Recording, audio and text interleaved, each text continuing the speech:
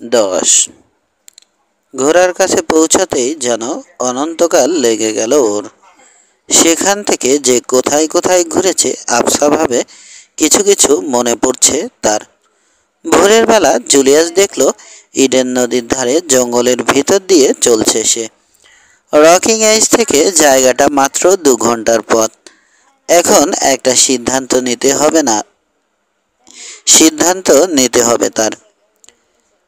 Crest লাইনের দিকে রওনা হতে পারে সে, কিন্তু এতটা পথ পেরিয়ে ওখানে পৌঁছতে পারবে এমন কোনো নিশ্চয়তা নেই। তাছাড়া এতক্ষণে হয়তো মেডোকের লোকজন তাকে খুঁজতে বেরিয়ে পড়েছে। পশ্চিমে গিয়ে পাহাড়ে লুকিয়ে থাকতে পারে, কিন্তু তাতেও ঝুঁকি অনেক।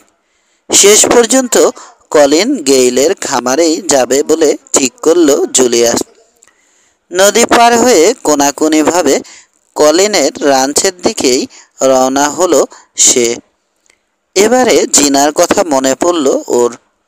জুলিয়াসকে কি চোখে দেখবে জিনা? ওর সাথে দেখা হওয়া দরকার। কয়েকদিন ভেবেছে সে, কিন্তু সুযোগ আসেনি। হয়তো ওর সাথে কথা বলেও লাভ হবে না আর। ওর বিশ্বাসই হতে চায় না এই কিছুদিন আগেও জিনার সাথে তার খুব ঘনিষ্ঠ সম্পর্ক ছিল, কিন্তু এখন দুজনার মাঝে গড়ে উঠেছে একটা দুর্ভেদ্য দেয়াল। জুলিয়াস যখন কলিনদের উঠানে পৌঁছলো তখন সূর্য সবেমাত্র উঠেছে। ঘোড়া থেকে নামার আগেই কলিন বেরিয়ে এলো। ওকে চিনতে পেরে সাদর সম্ভাষণ জানালো সে। আর একবার ভালো করে জুলিয়াসের দিকে চেয়েই উত্তেজিত কণ্ঠে জিজ্ঞেস করলো কলিন, কি হয়েছে জুলিয়াস তোমার? একই কথা শেষ না করেই ছুটে এগিয়ে এসে জুলিয়াসকে ঘোড়া থেকে নামতে সাহায্য করল সে। রাতটা দুর্যোগের মধ্যে দিয়ে কেটেছে, শুকনো মুখে মন্তব্য করল জুলিয়াস। তোমার এই অবস্থা কে করলো? মাডি লারিমার। ঝাল লাগার ভঙ্গিতে মুখ দিয়ে শব্দ করে বাতাস টানল কলিন। মাডি না, ও তো একাই 6 জনের সমান। ভিতরে চলো, দেখি কি করা যায়। ওরা আমার পিছনে ধাওয়া করে আসতে পারে মেডোক। সাথে আরো লোকজন থাকবে ওর। মুখ তুলে রকিংয়ে এসে যাবার পথের দিকে চাইল কলিন। ওর ঠোঁট দুটো একটা দীর্ঘ সংকল্পে পরস্পরের উপর চেপে বসেছে। এটা আমার বাড়ি, আর কারো মাতব্বরি চলবে না এখানে। ঢুকতে হলে আগে আমার সাথে বোঝাপড়া করতে হবে। মনে হয় না ওরা সে চেষ্টা করবে। চলো ভিতরে যাই। হিলডা বারান্দায় বেরিয়ে এলো। ওদের এক নজর দেখে নিয়েই ভিতরে জিনার উদ্দেশ্যে কি যেন বলে তাড়াতাড়ি এগিয়ে এলো। পর মুহূর্তেই জিনাকে দেখা গেল দরজায়। ভীত সন্তুষ্ট ভাব ওর চোখে মুখে। ওকে জনের কামরায় নিয়ে যাই চলো, বলল হিলডা। ওকে জনের কামরায় নিয়ে যাই চলো, বলল হিলডা। কি যেন বলার জন্য মুখ খুলল জিনা, কিন্তু কথাটা বলতে গিয়ে বলল না সে। সবার আগে আগে গিয়ে জনের কামরার দরজা খুলে বিছানা ঢাকা চাদরটা উঠিয়ে নিল জিনা। জুলিয়াসকে ধরে বিছানার উপর বসিয়ে দিল কলিন। আমি পানি গরম করতে যাচ্ছি, বলল হিলডা। কলিন, তুমি ওর মোজা আর কাপড় জামা খুলে দাও, ধুতে হবে। ড্রয়ারে জনের ধোয়া কাপড় আছে, সেগুলোই আপাতত পরাও ওকে। তোমার জামা ওর গায়ে ছোট হবে। ড্রয়ার থেকে কাপড় বের করে বিছানার উপর রাখলো জিনা। হাত কাঁপছে ওর। দুর্বল গলায় সে জিজ্ঞেস করলো, কি হয়েছিল জুলিয়াস? পেপির সাথে দেখা করতে খামারে গেছিলাম। ফেরার পথে ওদের হাতে ধরা পড়ে যাই। বাবার সাথে দেখা করতে চাওনি তুমি? না।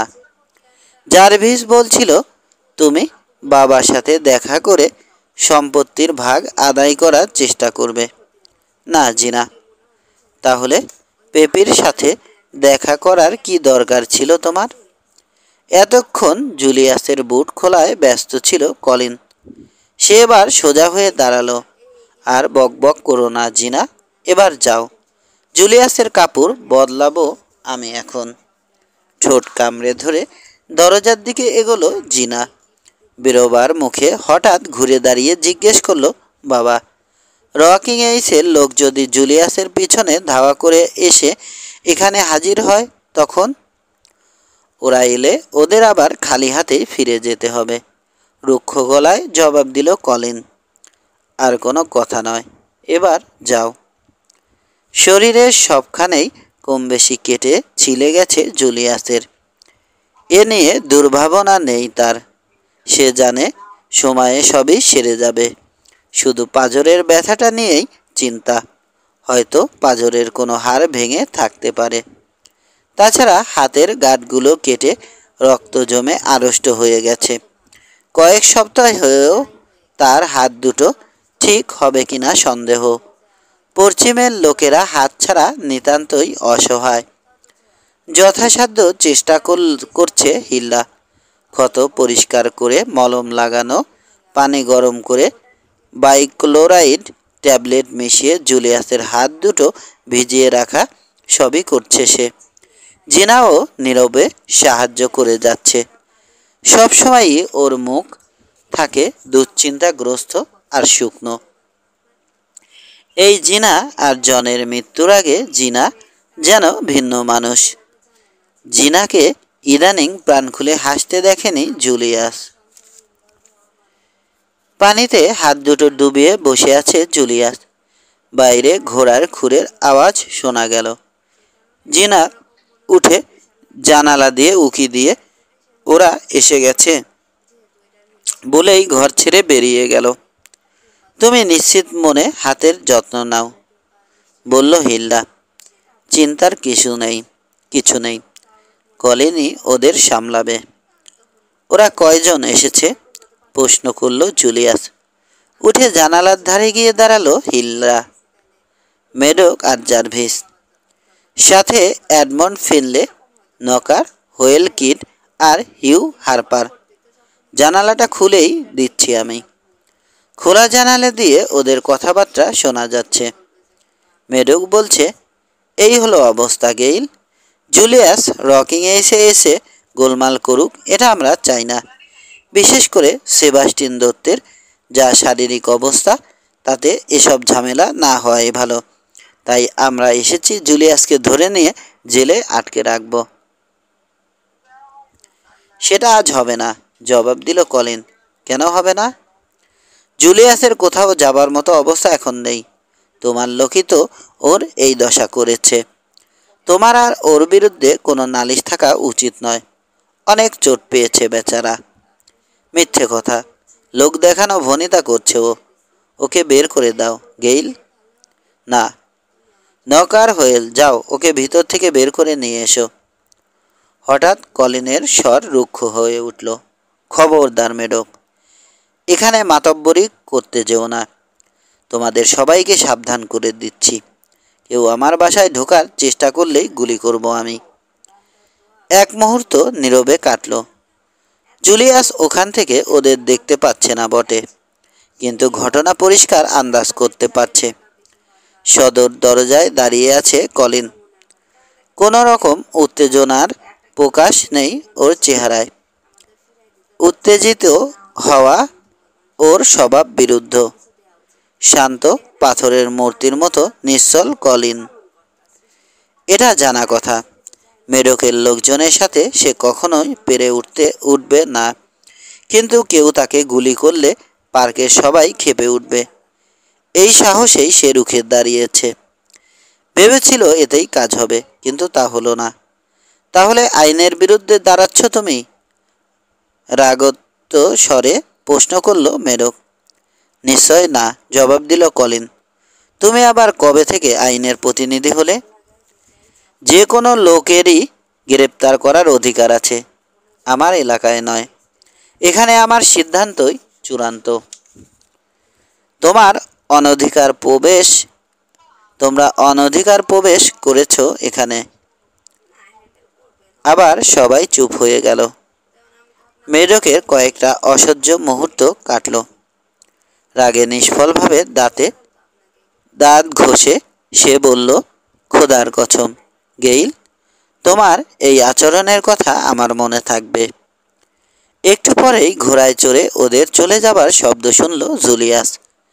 জানালার ধার থেকে স্বামীর গর্বে গর্বিত একটা ভাব নিয়ে সরে এলো হিলডা। নিজের হাতের যত্ন নাও তুমি, আমি তোমার খাবার জোগাড় করছি। কলিন দম্পতি সারাদিন বাসাতেই রইল। কি একটা কাজে কলিন কিছুক্ষণের জন্য বাইরে গেছিল। ফিরে এসে জানালো, মেঢকের দুজন লোক এই বাড়ির আশেপাশেই ঘুরঘুর করছে। ওদের লক্ষ্য করে গুলি করা উচিত ছিল আমার, রাগের সাথে বলল কলিন। গুলি না করে ভালোই করেছেন, মন্তব্য করল জুলিয়াস। এসবের মধ্যে আপনার জড়ানো ঠিক হবে না। দুপুরের দিকে জিনা ঘোড়ায় চেপে বাইরে কোথাও গেল। 2 ঘন্টা সে যে কোথায় ছিল জুলিয়াস তা জানে না। হয়তো ফিরে এসে সে তার বাপ মাকে বলেছে, কিন্তু জুলিয়াস তখন গভীর ঘুমে অচেতন। জিনার সাথে কথা বলার সুযোগই পাচ্ছে না জুলিয়াস। ইচ্ছা করেই যেন ওকে এড়িয়ে চলছে সে। রাতে খাবার সময়ে বিছানা ছেড়ে উঠল জুলিয়াস। এতক্ষণ বিশ্রাম নেয়ার পর বেশ চাঙ্গা বোধ করছে সে। পাঁজরের ব্যথার জন্যে একটু খুঁড়িয়ে চলতে হচ্ছে তাকে। শরীরটাও একটু আড়ষ্ট। মুখটা এখনো ফুলে রয়েছে। তবু নিজেকে আর আগের মতো দুর্বল ঠেকছে না। একটু অসুবিধা হলেও হাত দুটো এখন কিছুটা ব্যবহার করতে পারছে সে। খেতে বসে প্রকাশ পেল জিনা দুপুরে কোথায় গেছিল। বিকেলের দিকে জার্ভিসের সাথে দেখা হয়েছে আমার, বলল সে। কেউ কথা বলল না। অস্বস্তি ভরে নিজের প্লেটের দিকে চেয়ে বসে রইল জুলিয়াস। সে স্পষ্ট বুঝতে পারছে এবারে অপ্রিয় কোনো প্রসঙ্গ তুলবে জিনা। জার্ভিসের কাছে গত রাতের ঘটনা শুনলাম। বাবার কামরায় যাবার পথে ধরা পড়েছিল জুলিয়াস। ওর এই অবস্থার জন্যে সে নিজেই দায়ী। বাবার সাথে দেখা করার জেদ ধরে মারপিট না করলে মার খেত না ও। না, আসল ব্যাপারটা সম্পূর্ণ ভিন্ন, প্রতিবাদ করল জুলিয়াস। পেপির সাথে দেখা করতে গেছিলাম আমি। ওর ঘর থেকে বেরিয়ে ফিরে আসার পথে আমাকে ধরে গোলাঘরে নিয়ে যায়। সেখানেই মাডির সাথে মারপিট করতে বাধ্য করেছিল ওরা। তাহলে হয় জার্ভিস মিথ্যে কথা বলেছে, নয় তুমি। হ্যাঁ, বোঝাই যাচ্ছে আমাদের দুজনের একজন মিথ্যাবাদী। পেপির সাথে শহরে দেখা হলে ওর কাছে জেনে নেও আসল ঘটনা। তাই করব। একটু সামনে ঝুঁকে কলিন জিজ্ঞেস করল, আমার খামারে ওদের 2 লোক কি করছে তা কিছু বলেছে জার্ভিস? হ্যাঁ, সে বলল, ওদের একজন হচ্ছে নকার। জুলিয়াসের সাথে তার পুরনো বিবাদ আছে। ঝামেলা এড়াবার জন্য মেডক তাকে বরখাস্ত করেছে। এখন সে কি করছে না করছে সেটা তার নিজস্ব ব্যাপার। আর অন্যজন, সেটা জার্ভিসও জানে না।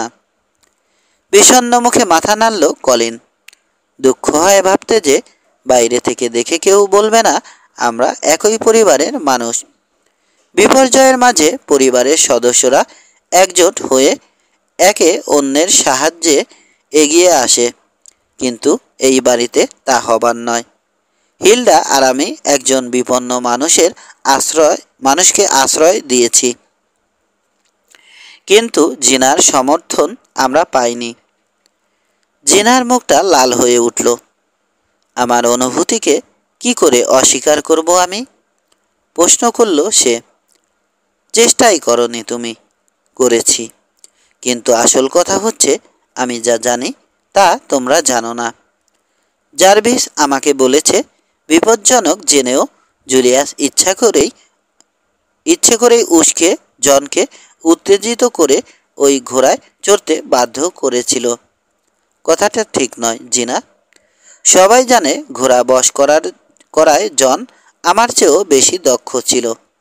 আমি দুবার চেষ্টা করেও পারলাম না দেখে সে নিজেই এগিয়ে এসেছিল। বন্য ঘোড়া বশ করার আছে একটা নেশা, উত্তেজনা, আনন্দ, আর সবশেষে আছে তৃপ্তি। একটা চ্যালেঞ্জের মোকাবেলা করে জয়ী হবার আনন্দ পেতে চেয়েছিল জন, কিন্তু তাতে যে এমন মর্মান্তিক একটা দুর্ঘটনা ঘটে যাবে তা আমরা কেউই আশা করিনি। ঘটনা অন্যরকম ঘটেছিল বলে শুনেছি আমি। জন চায়নি, তুমি ওকে উস্কে দিয়ে ওই ঘোড়ায় চড়তে রাজি করিয়েছিলে। হতাশভাবে মাথা নাড়ল জুলিয়াস। ওকে চেনো না তুমি? ধরতে গেলে ঘোড়া চড়িয়েই বড় হয়েছে জন। ঘোড়া বসে আনতে পার্কের সেরা লোকদের একজন ছিল সে। আমি জানি, আমার ছেলে দুর্ঘটনার শিকার হয়েই মারা গেছে, বলে উঠল কলিন। বুনো ঘোড়া বশ করে সে যে কত আনন্দ পেত তা অজানা নয় আমার। ঠেটা ঘোড়াকেই ওর জিদ ঠেটা ঘোড়াটাই ওর জিদ বাড়িয়ে দিয়েছিল। ঘাড় কাত করে বাঁকা চোখে বাবার দিকে চাইল জিনা। জার্ভিস বলেছে, আচ্ছা, ঘাড় বিকৃত করায় ওর কি স্বার্থ? নিজের ভাই সম্বন্ধে এমন কথা কি ধরনের মানুষ মুখে আনতে পারে বোঝো না? শাসনের সুরে প্রশ্ন করল কলিন। এ কথার কোনো জবাব দিতে পারল না জিনা। হঠাৎ একেবারে চুপসে গিয়ে দুহাতে মুখ ঢেকে থরথর করে কাঁপতে লাগলো মেয়েটা।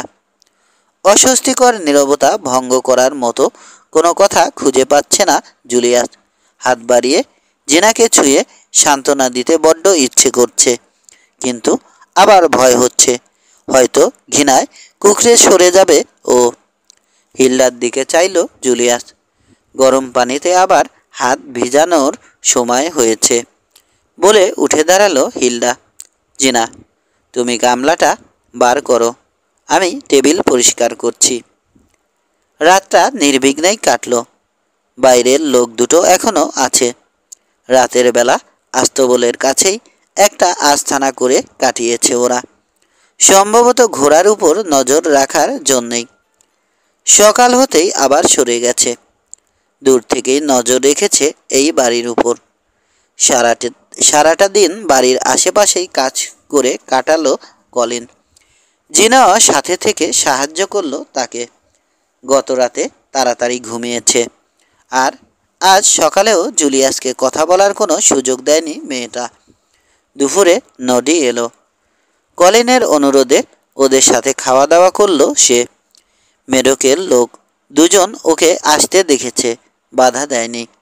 বোঝাই যাচ্ছে জুলিয়াসের জন্যই অপেক্ষা করছে ওরা। খেতে বসে ঠাট্টা করে নডি বলল, আমি দেখতে এসেছি কেউ যেন আমার কাজের মানুষটাকে ভাগিয়ে না নেয়। জুলিয়াসের সাথে মারামারির খবরটা ক্রেস্ট লাইনের সবাইকে শোনানো হয়েছে। কি রকম রং চড়ানো হয়েছে শুনি? শোনা যাচ্ছে মারিকে নাকি সেবাস্টিন দত্তের দেখাশোনা করার ভার দেয়া হয়েছিল। তুমি ওর সাথে দেখা করার জন্যে জিদ ধরায় তোমাকে মেরে পিস্তল কেড়ে নিয়ে ঘোড়ার পিঠে চাপিয়ে দেয়া হয়েছিল। ঘোড়াটা হাঁটতে হাঁটতে এখানে এসে হাজির হয়। শেরিফ তো ঘটনা শুনে তোমাকে হাজতে ভরার জন্যে তৈরি হচ্ছিল, কিন্তু মেডোকি ওকে ঠেকালো, বলল তোমার নাকি যথেষ্ট শিক্ষা হয়েছে। খাওয়ার টেবিলে বসেই জুলিয়াসের কাছ থেকে রকিং এইসের আর কলিনের কাছ থেকে তার পরে সব ঘটনার বিবরণ শুনল নডি। দুজন লোক এখনও এই খামার বাড়ির বাইরে পাহারায় আছে, সে কথাও জানালো কলিন। এখন অবশ্য চিন্তা নেই, কিন্তু জুলিয়াস এখান থেকে যাবার পথে কি ঘটবে বলা মুশকিল। কিছু একটা উপায় বের করে ফেলব, বলল নডি। এর মধ্যে জড়াবার কোনো দরকার নেই তোমার, আপত্তি জানালো জুলিয়াস। মারিয়া আর ছেলে মেয়েদের কাছেই তোমার এখন থাকা উচিত। ফেরার তাড়া নেই আমার। জিনার দিকে ইচ্ছা করেই চাইছে না জুলিয়াস। গতকাল সে জার্ভিসের সাথে দেখা করতে গেছিল, হয়তো আজও যাবে। মন চাইলেও ওকে বিশ্বাস করতে পারছে না জুলিয়াস।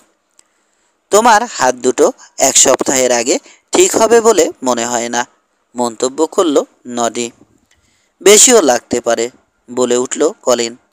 কিন্তু কোনো অসুবিধা নেই, জুলিয়াস যতদিন খুশি থাকতে পারে এখানে। কৃতজ্ঞতা ভরে মাথা ঝাঁকালো জুলিয়াস। 1 সপ্তাহের মধ্যেই ঠিক হয়ে যাবে আশা করছি। বিশেষ করে জিনাকে শোনানোর জন্যই কথাটা বলল সে। কিন্তু খাওয়া শেষ হতেই নডির সাথে গোপনে কিছুক্ষণ আলাপ করল জুলিয়াস। 1 সপ্তাহ কিছুতেই বসে থাকবে না, আজ রাতেই সে বেরিয়ে পড়বে।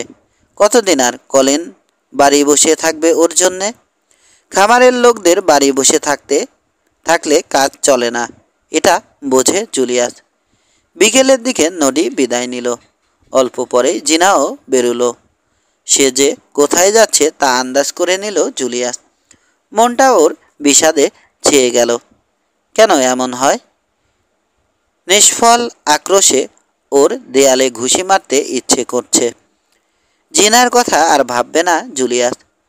রাতে খেতে বসার আগেই এক ফাঁকে কলিনকে তার ইচ্ছার কথা জানিয়ে রাখল জুলিয়াস। বাকি দুজন এ ব্যাপারে কিছুই জানল না। জিনা ফিরেছে, কিন্তু আজ কোথায় গেছিল এ সম্বন্ধে সে আর কাউকে কিছু বলল না। খাওয়া সেরে বেশ জলদি ঘুমাতে গেল সবাই। 8 ঘন্টার মধ্যেই বাড়িটা নির্জন হয়ে গেল। অন্ধকারে বিছানায় শুয়ে প্রহর গুনছে জুলিয়াস। নদীর সাথে যুক্তি করে একটা সহজ পন্থা বেছে নিয়েছে সে। শহরে গিয়ে অন্ধকার হবার সাথে সাথে একটা বাড়তি ঘোড়া নিয়ে ফিরে আসবে নদী।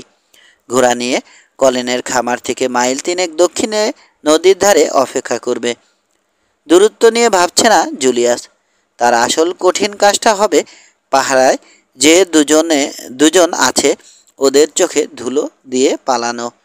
তবে জুলিয়াস আশা করছে কাজটা তার পক্ষে খুব শক্ত হবে না, কারণ ওরা কলিনের আস্তাবলের উপরই চোখ রাখবে। জুলিয়াস যে পায়ে হেঁটে পালাতে পারে এটা ওদের মাথায় চট করে খেলবে না। কলিন একটা পিস্তল দিয়েছে, অন্ধকারে বসেই সেটা একবার পরীক্ষা করে দেখে নিল জুলিয়াস। হাতের বর্তমান অবস্থায় সে পিস্তলটা ঠিকমতো ব্যবহার করতে পারবে কিনা সন্দেহ, তবু ওটা সাথে থাকলে সাহস অনেকটা বাড়ে। নিঃশব্দে উঠে দরজার কাছে গেল জুলিয়াস। খোলার সময়ে সামান্য শব্দ হলো দরজায়। একটু অপেক্ষা করে আবার এগিয়ে গেল সে, কিন্তু পর মুহূর্তেই একটা খসখস শব্দ শুনে একেবারে আড়ষ্ট হয়ে দাঁড়িয়ে পড়ল। কে যেন অন্ধকার থেকে ফিসফিস করে রাখল, জুলিয়াস? জিনার গলা চিনতে পেরে ঘুরে জিজ্ঞেস করলো, কি? ওর দিকে এগিয়ে এলো জিনা। অন্ধকারে আবছা ছায়ার মতো দেখা যাচ্ছে ওকে। তুমি চলে যাচ্ছ কোথায়? বাইরে ওই দুজন রয়েছে না? একসাথে এক গাদা প্রশ্ন করে বসলো সে। ওরা আস্তবলের দিকে নজর রেখেছে, জবাব দিল জুলিয়াস। আমি হেঁটেই যাচ্ছি। নদী ঘোড়া নিয়ে অপেক্ষা করছে আমার জন্যে। মুখ দেখা না গেলেও বিরক্তিতে বিকৃত ওর চেহারাটা আঁচ করতে পারছে জুলিয়াস। আমাকে বলতে পারতে তুমি। বুঝেছি, বিশ্বাস করো না। তোমার সাথে কথা বলার সুযোগ খুঁজছিলাম, পাইনি। যাক, এখন কোথায় যাচ্ছ? নাকি তাও বলা যাবে না? নিজেই জানি না কোথায় যাব। পার্কেই থাকছ? হ্যাঁ, কি দরকার? দরকার আছে জিনা। হঠাৎ রাগ প্রকাশ পেল ওর গলায়। এখানে থেকে ওদের সাথে বোঝাপড়া করতে চাও? তোমার অংশ আদায়ের চেষ্টা করবে তুমি। জার্ভিস ঠিকই বলেছিল। না জিনা, আমাকে ভুল বুঝছো তুমি। এছাড়া এখানে থাকার আর কি কারণ থাকতে পারে? না, অনেক বদলে গেছো তুমি। তুমিও আর সেই আগের মতো নেই। নীরবে দাঁড়িয়ে আছে ওরা। জুলিয়াসের মনে হচ্ছে যেন এইমাত্র ওদের শেষ কথা বলা হয়ে গেল, কিছুই বাকি রইল না। মুখের ভিতরটা বিষাদ ঠেকছে। পেপি বলেছিল ছোটবেলাটাই ভালো ছিল। কথাটা এখন সমর্থন করতে ইচ্ছে করছে ওর। এখন বুঝতে পারছে পেপি ঠিক কি বোঝাতে চেয়েছিল। নড়ে উঠে দরজার দিকে ফিরল জুলিয়াস। এবার যাবার সময় হলো জিনা। বেশ, যাও। আবেগহীন একটা উক্তি, সামান্য মমতার আভাস থাকলেও মনে মনে আশা করতে পারত জুলিয়াস। ওর শেষ কথা যেন জানিয়ে দিল জিনা। বাইরে বেরিয়ে এলো জুলিয়াস। 11। বাড়ির পিছনের দরজা দিয়ে বেরিয়ে নকার আর তার সঙ্গীর অজান্তেই নদীর ধারে নদীর সাথে মিলিত হলো জিলিয়াস। শহরে পৌঁছে নদীকে ধন্যবাদ দিয়ে বিদায় জানিয়ে লোলার খোঁজে রেস্টুরেন্টে ঢুকলো সে। রাত হয়েছে। রেস্টুরেন্টের কাজ সেরে বাড়ি ফেরার জন্যে তৈরি হচ্ছিল লোলা।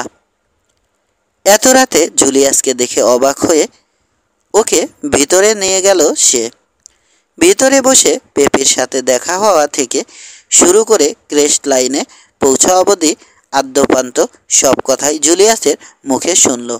বিবরণ শেষ করে সে বলল, আরও বলতে গেলে তুমি আমার ব্যাপারে আমার চেয়ে বেশি জেনে ফেলবে। আমি তো তাই চাই, হেসে জবাব দিল লোলা। এবারে পেপির কথা কিছু শোনাও। তাই করল জুলিয়াস। দুজনে মিলে পেপিকে নিয়ে বিভিন্ন রকম আলোচনা করল। জুলিয়াসের ধারণা সব কিছুর মূল চাবিকাঠি পেপির হাতে। লোলারও একই মত, কিন্তু এখন যে কি করা দরকার তার কোনো ভালো বুদ্ধি সে জোগাতে পারল না। চূড়ান্ত সিদ্ধান্ত নিতে পেপির কতদিন লাগবে জানে না, তবে ওরা তাড়াহুড়ো করার যথাসাধ্য চেষ্টা করবে। বিয়েটা হয়ে গেলেই মেডকের সবচেয়ে বড় বাধাটা সরে যাবে। তখন বাবার মরার অপেক্ষায় থাকবে ওরা। এরপরে আসবে জার্ভিসের পালা। আমার মনে হয় তুমি বাবার সাথে দেখা করতে পারলে ভালো হতো। সুযোগ পাইনি, তবে হয়তো এটাই ভালো হয়েছে। পেপি বলছিল বাবার শরীর খুব দুর্বল, তবে সে এটাও বলেছে যে বাবা আশা ছাড়েননি। একদিন তিনি আবার ভালো হয়ে বিছানা ছেড়ে উঠবেন বলেই তার দীর্ঘ বিশ্বাস। ডাক্তার কি বলে? তার কি ভালো হবার কোনো আশা নেই? সম্ভাবনা কম, তবে বাবা একটু ওরকমই। চিরদিনই উনি একটু একগুঁয়ে। মৃত্যুর ব্যাপারেও তিনি শেষ পর্যন্ত ঝুঁজবেন সন্দেহ নেই। হাসল লোলা। ওর মতো মানুষেরা এরকমই। একদিন না একদিন মৃত্যু হবেই, কিন্তু মরেও তারা অন্যের মনে সাহস হয়ে বেঁচে থাকেন। তবু এসবের মাঝে তোমার স্থান কোথায় জুলিয়াস? তুমি কিসের জন্যে লড়ছ? জুলিয়াস তার মনের অনুভূতি কথায় প্রকাশ করার চেষ্টা করল। সম্পত্তির অংশের লোভে লড়ছি না আমি। বাবা যদি আমাকে বঞ্চিত করতে চান প্রতিবাদ আমি করব না, কিন্তু তাই বলে অতীতকেও ভুলতে পারবো না। বাবা, পেপি, জার্ভিস, ওদের সবাইকে নিয়েই আমাদের পরিবার। ওরাই আমার আপনজন। ওদের বিপদ মানেই আমার বিপদ। মেডক লোকটা সব কিছু গ্রাস করার মতলবে আসছে, কিন্তু এত সহজে আমি তা হতে দেব না। কিন্তু পেপি যদি এডকে বিয়ে করে? ওর মাথা ঠান্ডা থাকলে তা করবে না।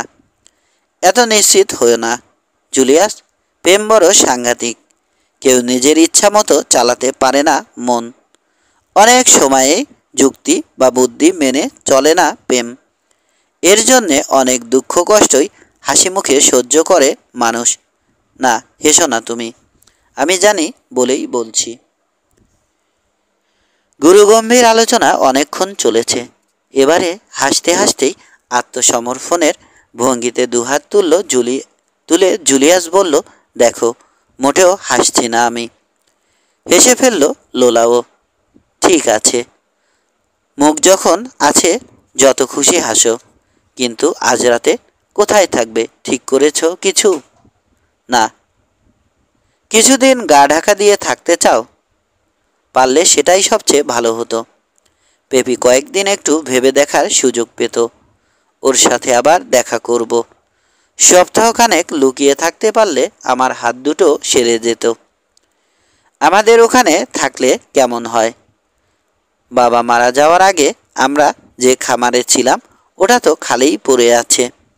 যে লোকটা ওটা ভাড়া নিয়েছিল চালাতে পারেনি বলে ছেড়ে দিয়েছে। জায়গাটা রকিং এইজ থেকে অনেক দূরে পাহাড়ের মধ্যে।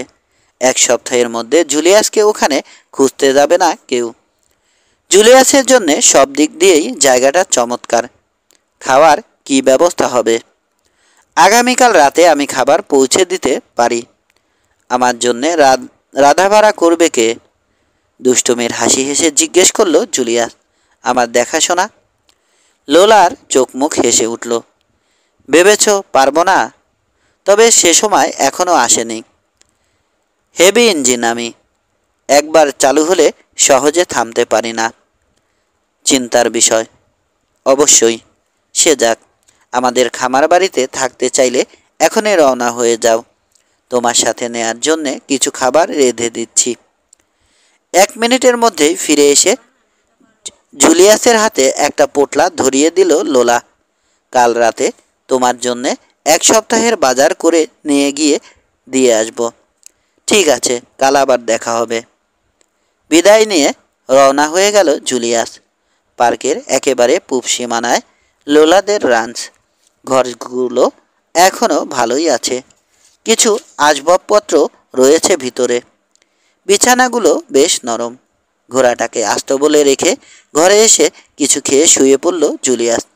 পরদিন বিকেল পর্যন্ত বেশিরভাগ সময় ঘুমিয়েই কাটলো ওর। ঘোড়ার যত্ন সেরে ঘরদোর হাঁড়ি পাতিল ঝেড়ে মুছে পরিষ্কার করে ফেলল সে। এত কাজ করে খিদে পেয়ে গেছে তার, কিন্তু উপায় নেই। খাবার যা সাথে দিয়েছিল লোলা তা এর মধ্যেই শেষ হয়ে গেছে। এখন লোলার পথ চেয়ে বসে থাকতে হবে। একা একা চিন্তা করার প্রচুর অবকাশ আর সুযোগ আজ পেয়েছে জুলিয়াস। বিভিন্ন ধরনের চিন্তা আসছে ওর মাথায়, কিন্তু কেন যেন ঘুরে ফিরে বারবার লোলার কথাই মনে আসছে। ওর সঙ্গ পাবার জন্যে জুলিয়াসের মনটা উদ্গ্রীব হয়ে আছে। সে কি নিজের অজান্তেই মেয়েটাকে ভালোবেসে ফেলেছে? অবশ্য ওদের মধ্যে একটা বন্ধুত্বের সম্পর্ক সবসময়ই ছিল। যখনই শহরে গেছে লোলার সাথে অবশ্যই দেখা করেছে। এতদিন লোলাকে নিছক বন্ধু বলেই ভাবত সে, কিন্তু এখন নিঃসন্দেহে বুঝেছে মেয়েটা ভালোবাসে তাকে। সন্ধ্যার দিকে দূর থেকে লোলাকে আসতে দেখে বাইরে এসে দাঁড়ালো জুলিয়াস। ঘোড়া থেকে নামতে নামতে হাসি মুখে জুলিয়াসের দিকে চেয়ে সে জিজ্ঞেস করল, কি খিদে পেয়েছে? মনে হচ্ছে একটা আস্ত খাসি খেয়ে ফেলতে পারবো আমি। ঠিক আছে, আমি ভিতরে গিয়ে তোমার খাবার তৈরি করছি। তুমি আমার ঘোড়া সামলাও। জিন নামিও না। বেশিক্ষণ থাকতে পারবো না আমি। কেন এত তাড়া কিসের? পারলে সারা রাতই তোমার সাথে কাটাতাম, কিন্তু এখন তোমার খুব সাবধান থাকা উচিত। হয়তো শেষ সুযোগ একদিন আসবে। নাও, ঘোড়াটা ধরো। জুলিয়াস এগিয়ে গেল ওর দিকে। লোলা হাসতে হাসতে মাথা নেড়ে পিছিয়ে গেল লোলা। না জুলিয়াস, আগে খাওয়া, তারপরে অন্য চিন্তা। থলে ভরে বাজার করে এনেছে লোলা।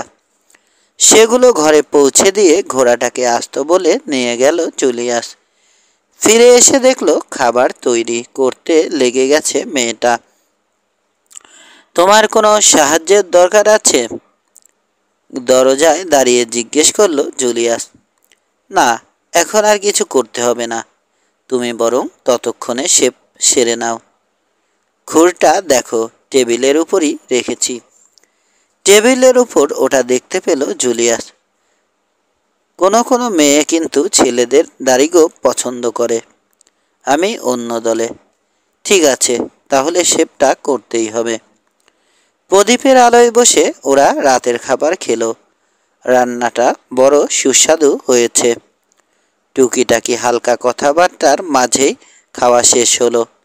বাতি নিভিয়ে দিয়ে বাইরে বেরিয়ে এলো ওরা। সুন্দর ঝিরঝির হাওয়া বইছে। এসো, বাইরে কিছুক্ষণ বসা যাক, বলল জুলিয়াস।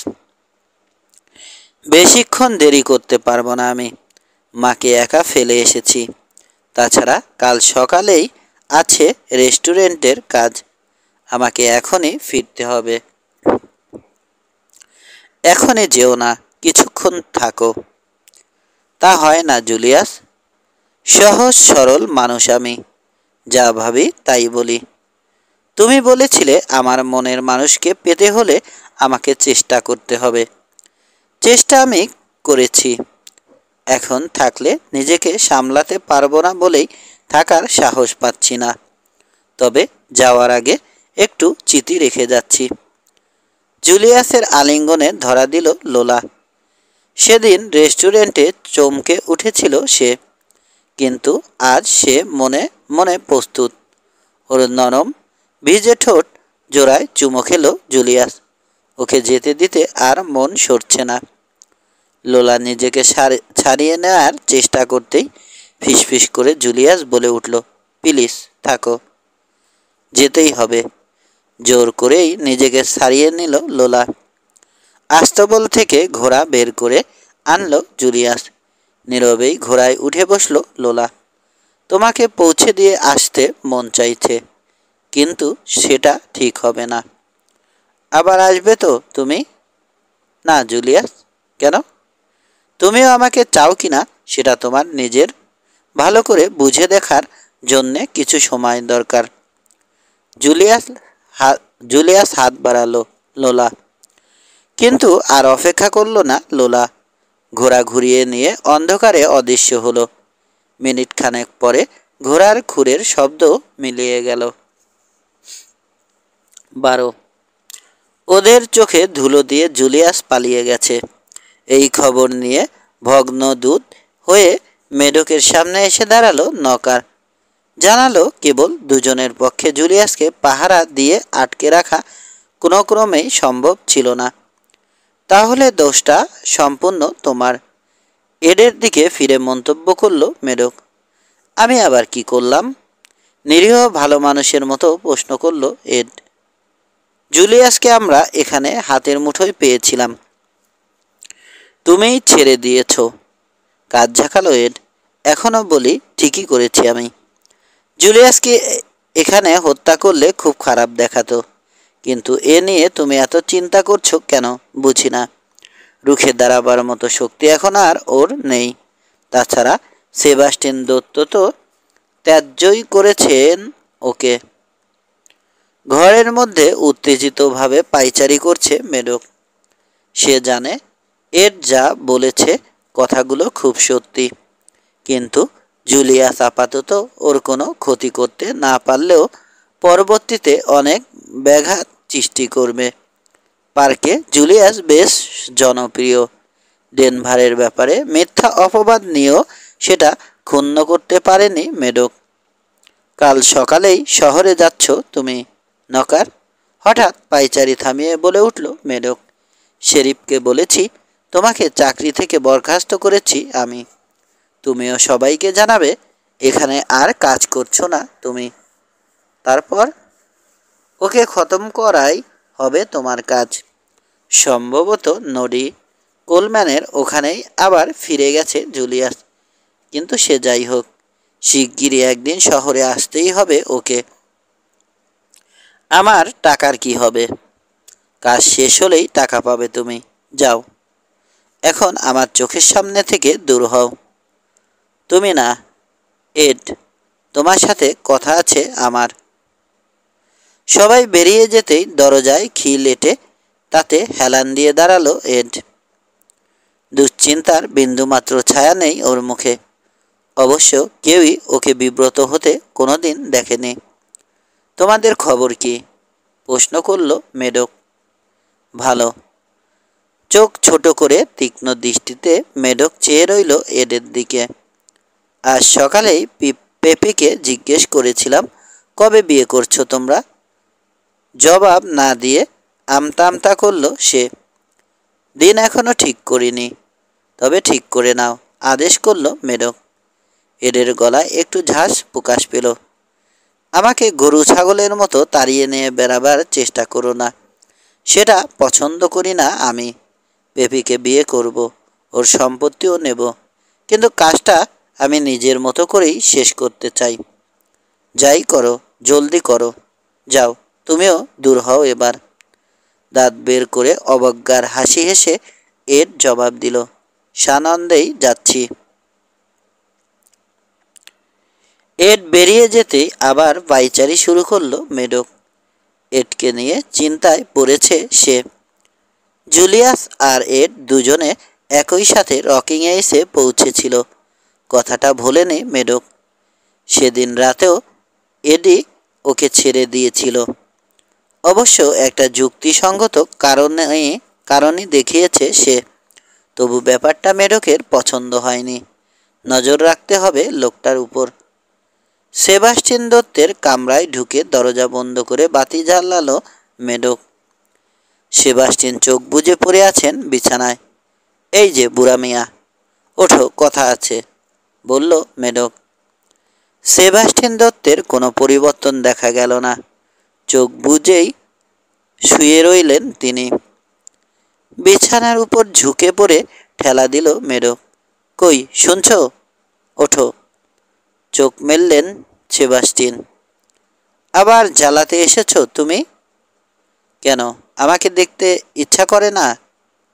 মরলেই তো পারো, সবারই হার জুড়ায়। তোমাকে না মেরে মরব না আমি। খ্যাক খ্যাক করে হেসে উঠল মেডক। সেবাস্টিন দত্তের মৃত্যু ঘটলে এই ধরনের আনন্দটা হারাবে সে। সুখবর আছে, তোমার মেয়ে আমার এক কর্মচারীকে বিয়ে করতে রাজি হয়েছে। আমার ছেলে কোথায়? মেজ ঘরে পোকার খেলে টাকা হারছে। অন্য ছেলের কথা জিজ্ঞেস করছি।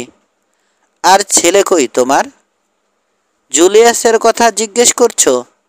বেচারা মারা গেছে। মাথা নাড়লেন সেবাস্টিন দত্ত। না, সে মারা গেলে ফলাও করে সেই খবরটা তুমি আমাকে আগেই শোনাতে। একটু চটে উঠল মেডক। তোমার আর বেশি দিন নেই, জিন্দা লাশ তুমি। পেপি আর এডের বিয়েটা হয়ে গেলেই সাজানো দুর্ঘটনায় মারা পড়বে জার্ভিস। তারপর তোমার পালা। চোখ বুজলেন সেবাস্টিন দত্ত। কিছুক্ষণ তার দিকে চেয়ে থেকে কাঁধ ঝাঁকিয়ে বাতি নিভিয়ে দিল মেডক। আরও কয়টা দিন টিকে থাকো বুড়া মিয়া। তোমার জন্যে এক টুকরো বিয়ের কেক পাঠিয়ে দেব আমি। হাসতে হাসতেই ঘর থেকে বেরিয়ে গেল পাষাণ্ড মেডক। পরের 5টা দিন একাই লোলাদের রাঞ্চে কাটালো জুলিয়াস। খরগোশ শিকার করে টাটকা মাংস খেয়েছে। সেমেরন পাহাড়ে ঘুরে ফিরে সময় কাটিয়েছে সে।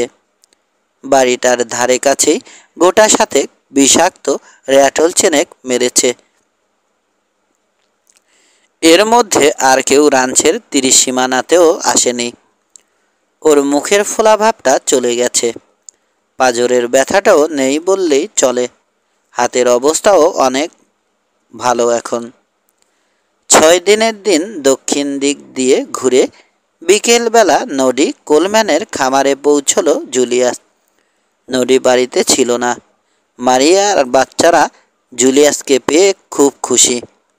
আমরা তোমার জন্যে দুশ্চিন্তায় ছিলাম, বলল মারিয়া। অবশ্য বিশ্বাসযোগ্য মানুষের কাছে খবর পেয়েছি তুমি নিরাপদেই আছো।